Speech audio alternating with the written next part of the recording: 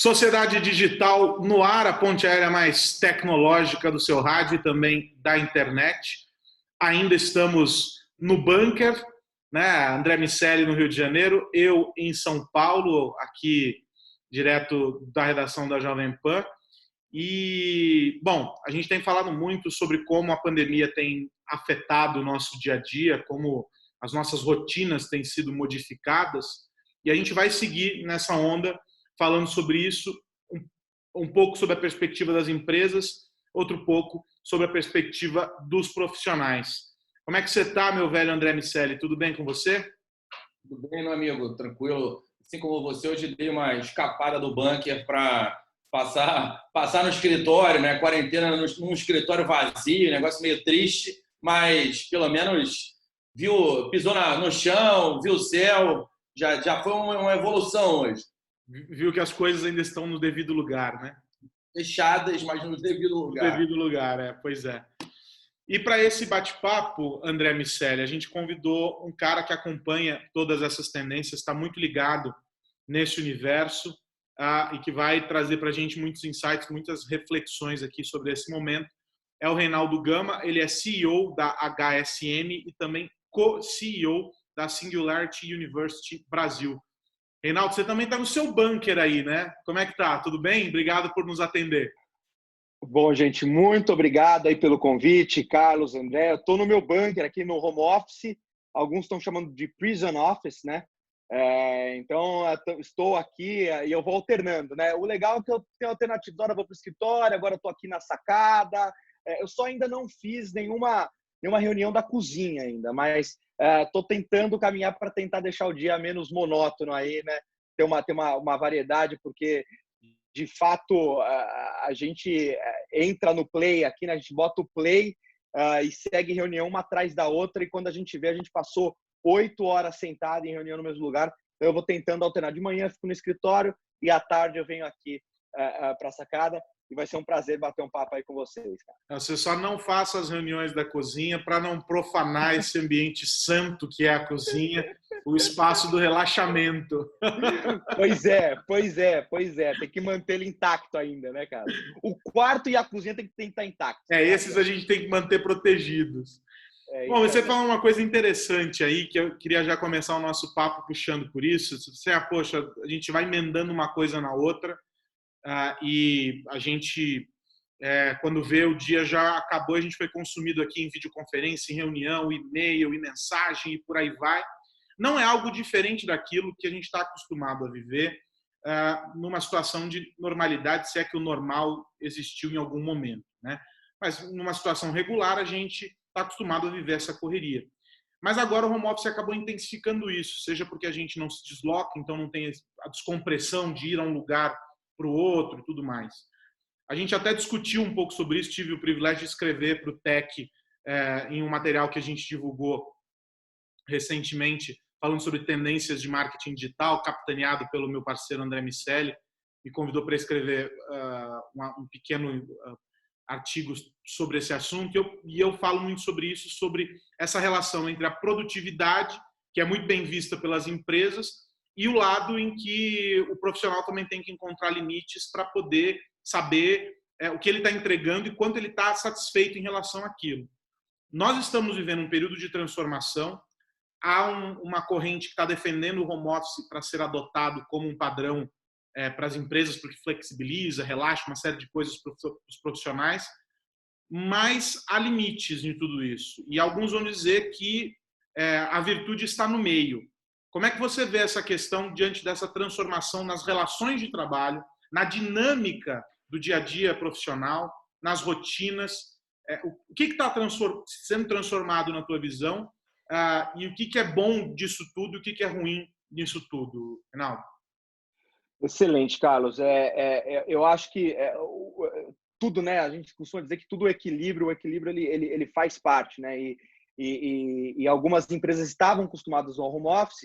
O que aconteceu é que algumas tiveram que aderir e outras estenderem isso. Algumas tinham a própria HSM, a gente tinha home office uma vez por semana. Agora está todo mundo em um home office todos os dias, né?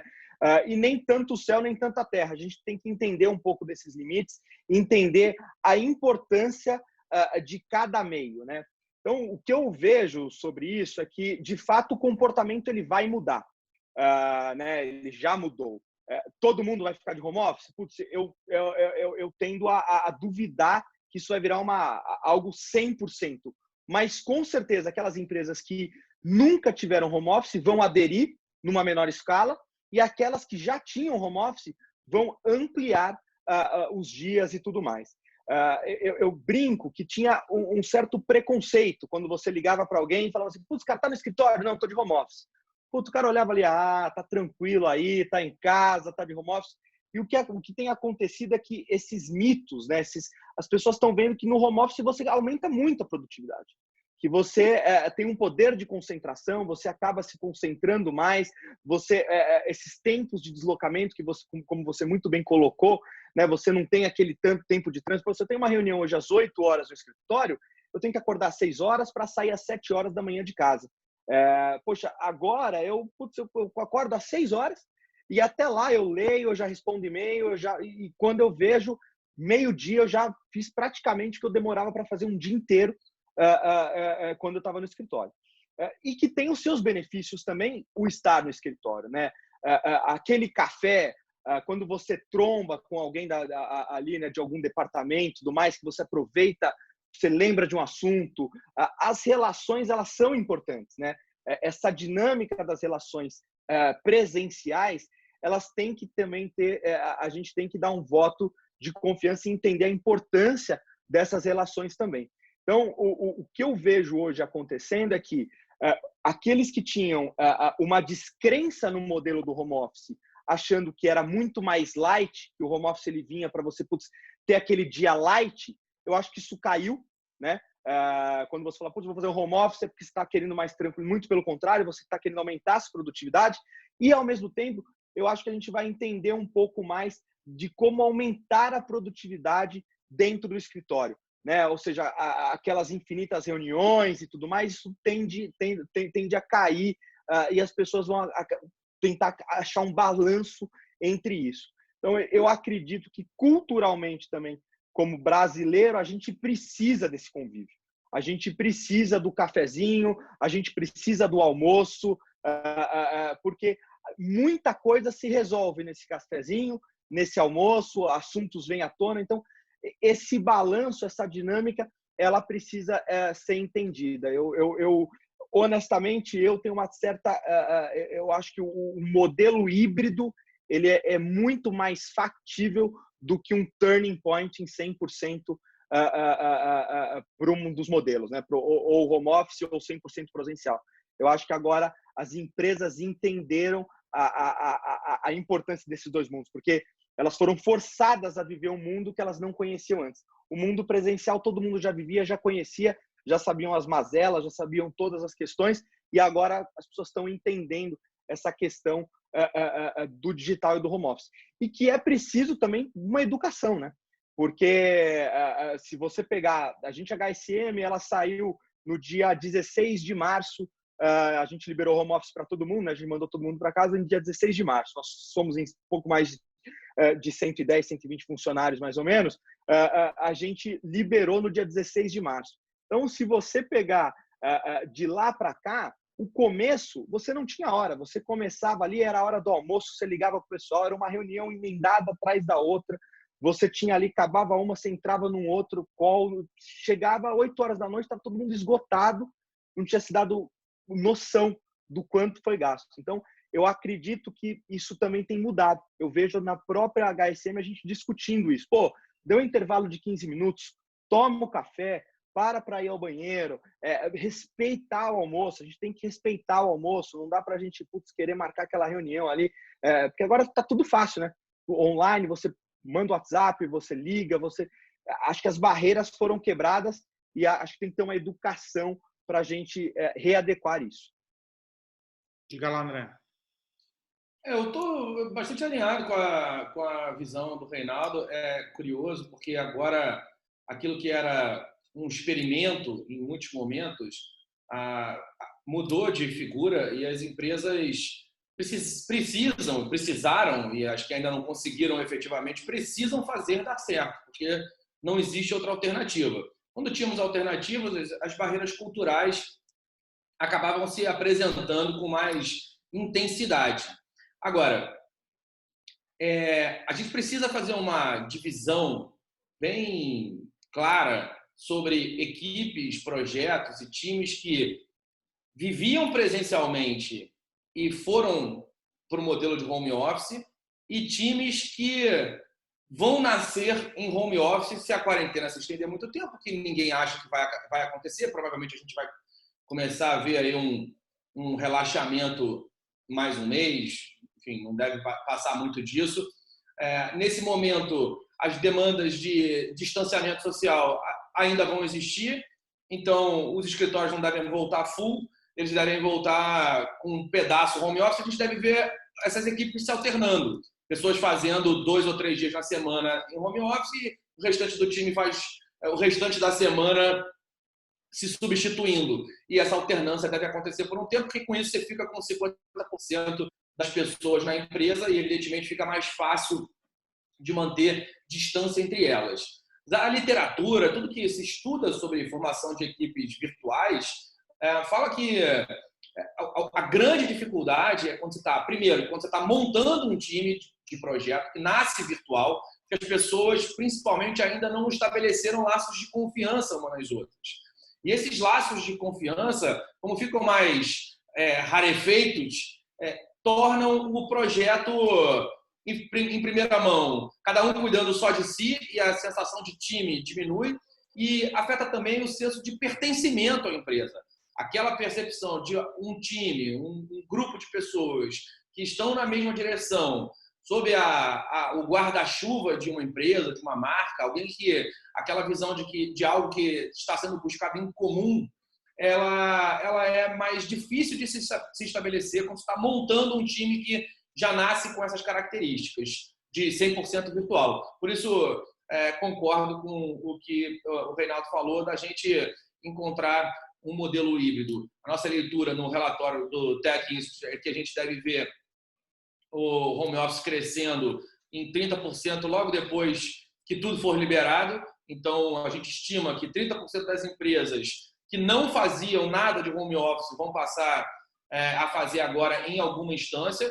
É uma modalidade que já vem crescendo, mas a gente ainda está tolerando falhas de segurança, de licenciamento, de antivírus, de performance.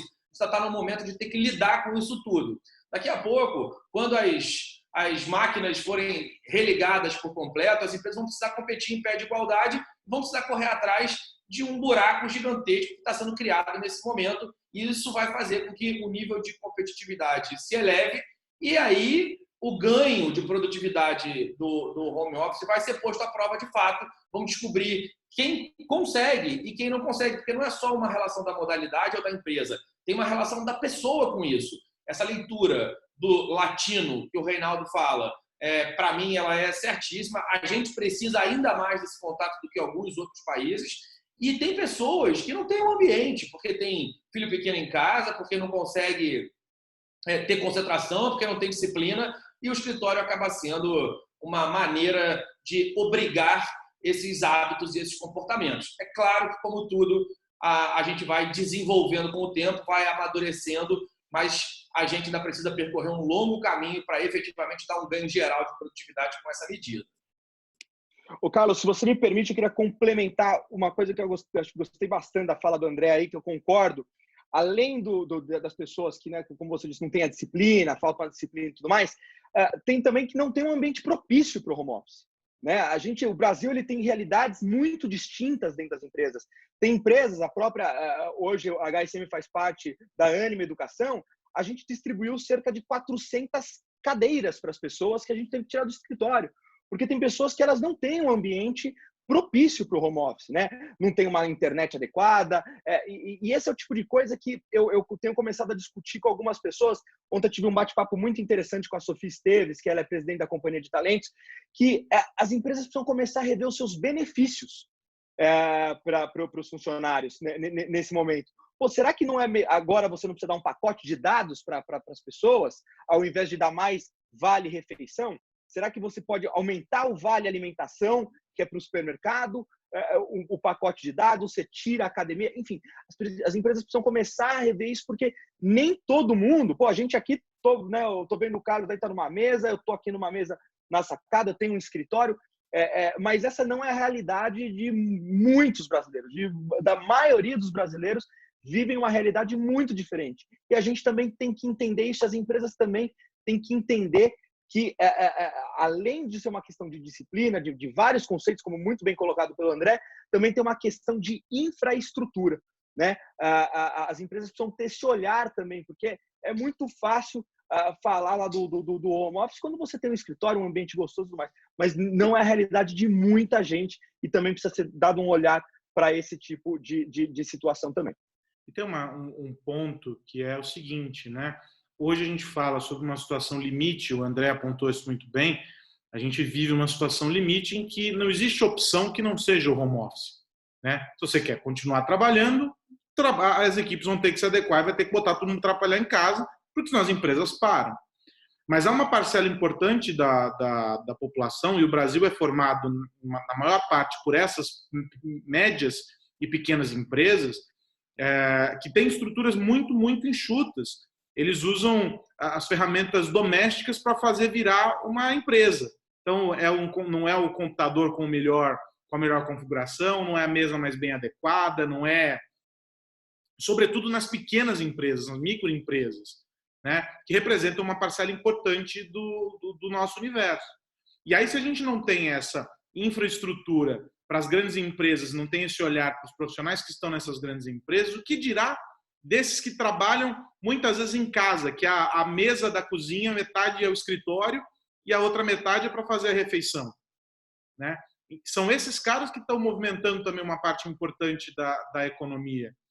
E sobre eles não se tem um pensamento sobre o que é uma rede segura para poder trabalhar, não se tem certificação digital para fazer uma série de transações que hoje precisam ser feitas só pelo digital.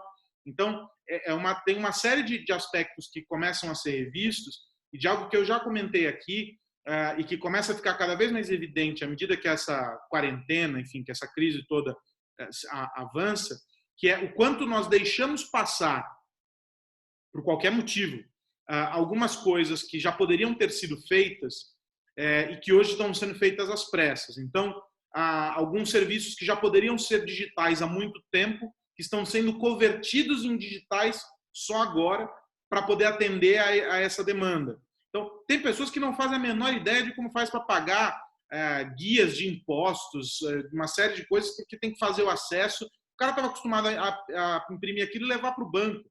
E só foi dar conta que agora que aquilo não tem um código de barra nesse momento, né, que é um código que o banco digita lá e acessa, que para você pagar em casa você precisa do código de barra.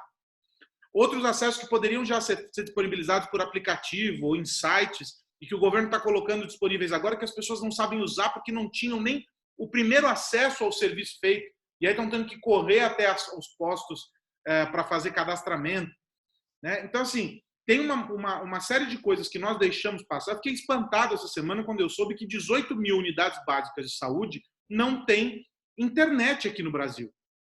Um chamamento foi feito agora pelo Ministério da Saúde para que as operadoras se mobilizassem para fazer essa conexão e lá na frente o Ministério vai ver como vai pagar. Vão ficar durante uns meses aí sem pagar essa internet porque precisam dos dados conectados à rede. Ou seja, será que a gente só precisou interligar dados de saúde agora, por causa da pandemia? Nunca houve epidemia de outras doenças cujo combate se faria também por meio de inteligência de dados cruzados do país inteiro.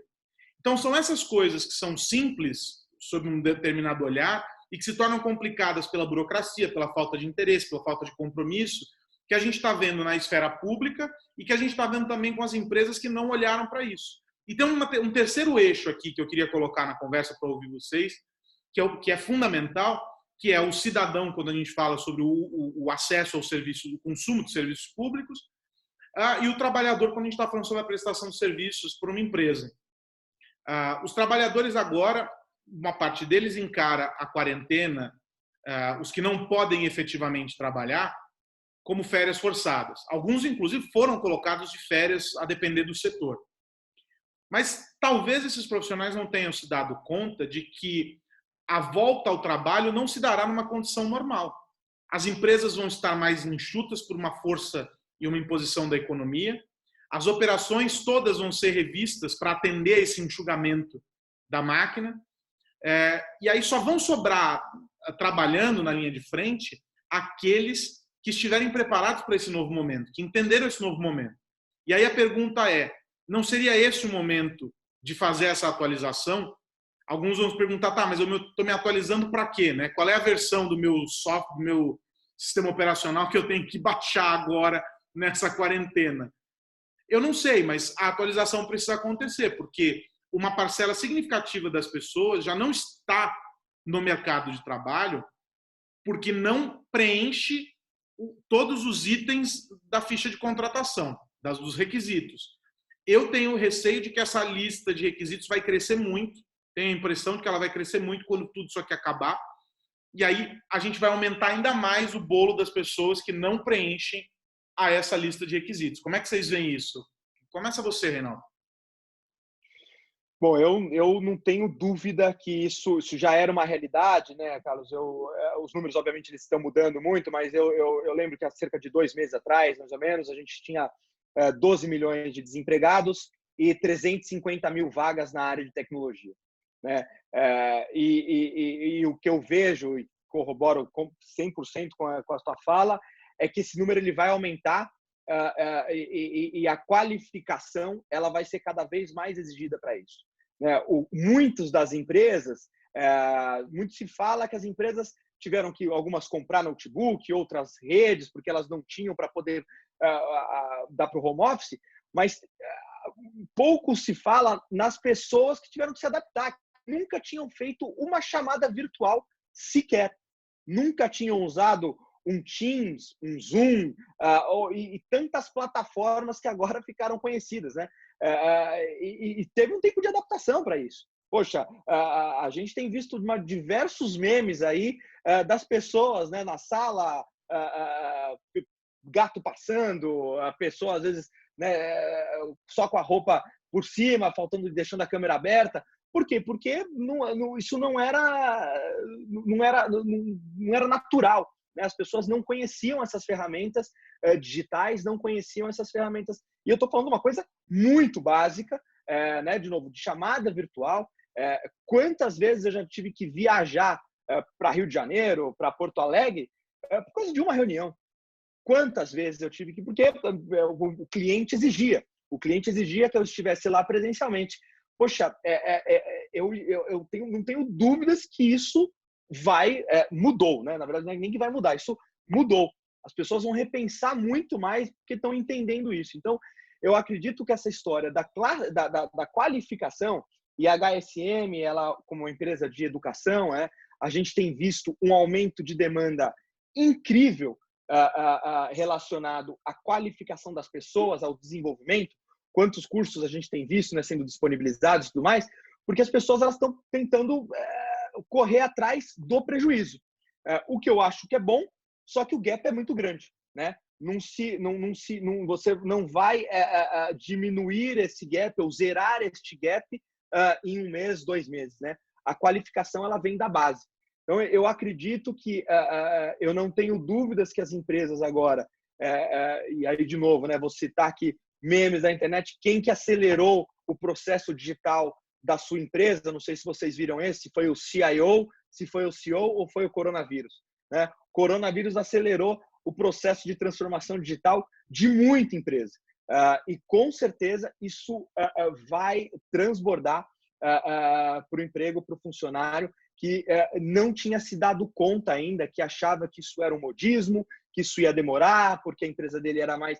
Enfim, eu acho que algumas profissões elas vão ser colocadas em xeque nesse momento, né? Nesse momento, inclusive, que dentro das empresas, que tem áreas que estão altamente sendo demandadas. Eu falo isso porque eu tenho muito contato com a área de recursos humanos. A área de pessoas de recursos humanos das empresas, elas estão altamente demandadas. Por quê? Porque elas estão olhando cultura, elas estão olhando bem-estar do colaborador, elas estão olhando diversos pontos. Tem outras que elas perdem a relevância nesse momento. né? E que vai ter uma reeducação e se não for corrido atrás deste processo de qualificação, o gap que antes, né? Eu estou falando de 2 meses atrás, de 12 milhões de desempregados e 350 mil vagas na área de tecnologia, esse número vai aumentar consideravelmente e o preço é alto porque, de novo, você não faz uma qualificação em 3 meses, em 2 meses, isso é um processo longo quando a gente fala da base até o topo. E aí, aquele paradoxo que eu e Aros comentamos frequentemente sobre vagas não preenchíveis e pessoas não empregáveis acaba aumentando. Lá na FGV, eu coordeno um curso, que é o MBA de Marketing Digital, que tem 900 alunos espalhados em Rio, São Paulo e Brasília. Eu sou coordenador dos núcleos da FGV. Mas, no todo, a gente está falando desse tempo de ter treinado já 40 mil pessoas em quarentena. Mais de 1.000 professores e mais de 1.000 aulas já aconteceram de disciplinas diferentes nesse tempo. E a gente tem feito um esforço muito grande de treinar todos os professores, não só para religar a estrutura e dar a mesma aula, só que agora de frente para uma câmera, ao invés de frente para uma turma, mas entender que a metodologia mudou, que o processo de ensino é diferente, que existem as salas que você tem que explorar, que existem recursos de combinação aleatória das pessoas para montar os grupos, que aumenta o network entre elas, e por aí vai.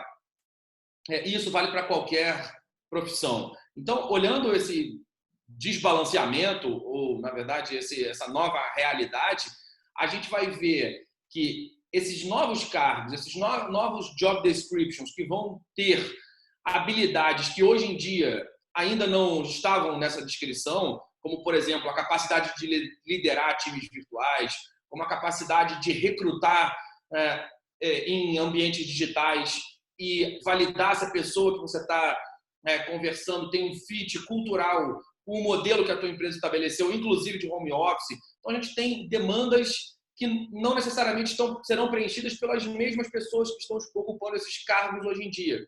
E, do outro lado, pessoas que vão precisar treinar e pessoas que não vão se adequar a esse modelo também. E aí a gente fica, de novo, com esse paradoxo, que é muito forte na área de tecnologia, de vagas que são muito difíceis de serem preenchidas, porque não tem mão de obra qualificada, e de gente em regiões, não de tecnologia, mas de desempregados de um lado. Então, vagas que não são preenchíveis de um lado e pessoas que não são empregáveis de outro, o que é um problema duplo para a economia, porque além de eu ter um pedaço de mão de obra potencialmente ativa que está ali consumindo recursos do governo, eu tenho o custo de oportunidade de tudo aquilo que eu deixo de criar ao não preencher essas vagas. E, evidentemente, eu só vou conseguir resolver isso com educação e a gente espera que o governo se aproxime ainda mais das empresas para entender qual é o gap e que haja iniciativas conjuntas da sociedade civil, da propriedade privada e do meio público no sentido de educar as pessoas desde o início para resolver o problema no longo prazo, mas educar agora também as pessoas que vão precisar se adequar a essa nova realidade.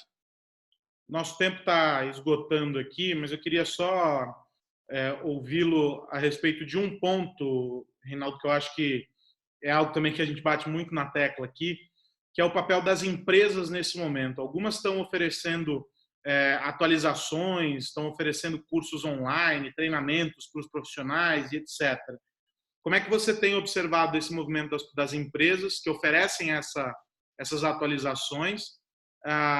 E o que de efetivo, né, e com resultados mais concretos poderia ser feito nesse momento, pensando aqui justamente nessa transição que a gente está vivendo? Olha, a demanda lá na HSM ela cresceu absurdamente para cursos digitais. Foi uma coisa incrível. A gente tinha turmas presenciais para entregar turmas presenciais em março e em abril. E aí que também gera esse, né, o paradoxo aí de, né, até o preconceito quando a gente ia falar com as empresas falam assim, putz, cara, eu prefiro postergar do que fazer digital. Algumas a gente conseguiu reverter, grande parte delas a gente conseguiu, teste digital e a aceitação tem sido incrível com renovações de turmas, as pessoas estão vendo, putz, funciona, cara, é legal, ou seja, o conteúdo é o mesmo, a dinâmica ela muda, mas as pessoas estão adaptadas, estão se adaptando a isso e o crescimento tem sido assim muito grande, tá? A gente tem visto um aumento muito grande em relação a essas demandas que fazem sentido para esse momento, onde as pessoas também estão em casa. Tem gente que, como eu disse, está sendo mais demandada, outras menos. Então, as empresas estão investindo. Porém, tem uma questão que eu tenho visto, que é a área de pessoas, ela está muito preocupada com esse desenvolvimento e com tudo que a gente acabou de falar aqui. Por outro lado, você tem a área de compras, a área de finanças, que tem a missão de apertar os cintos aqui enquanto não sabe o que vai acontecer. Então, o que a gente tem visto é uma alta demanda da área de pessoas, da área de recursos humanos, para preparação e desenvolvimento nesse momento que é muito importante. E, por um outro lado, o incentivo de uma área de compras, de uma área de finanças, falando assim, puxa, eu vou apertar o cinto aqui, não dá para gastar com isso agora. Então, esse equilíbrio entre os incentivos das áreas financeiras e o incentivo da área de pessoas do desenvolvimento, ele tem que ter um alinhamento e tem que vir do top management. Ou seja, agora é a melhor hora para se preparar para o pós-Covid. Agora é o momento da sua empresa se prepararem, porque, como a gente disse aqui, o mundo já mudou e o cenário ele é totalmente outro. Então, a demanda está muito forte, mas ainda existe muita incerteza e não tem jeito. Ainda existe uma cultura que a educação é visto como um gasto e não como um investimento, né? Então, muitas empresas estão alertas a isso, estão atentas a isso, porém, outras nem tanto. Eu acho que o recado que eu gostaria de dar, puxa, agora é o melhor momento para trabalhar desenvolvimento, frente a tudo que foi muito bem colocado aqui pelo André, por você, Carlos, frente a tudo que a gente está vivendo. A gente precisa preparar os profissionais para o mercado futuro, porque agora não tem jeito. Isso foi acelerado.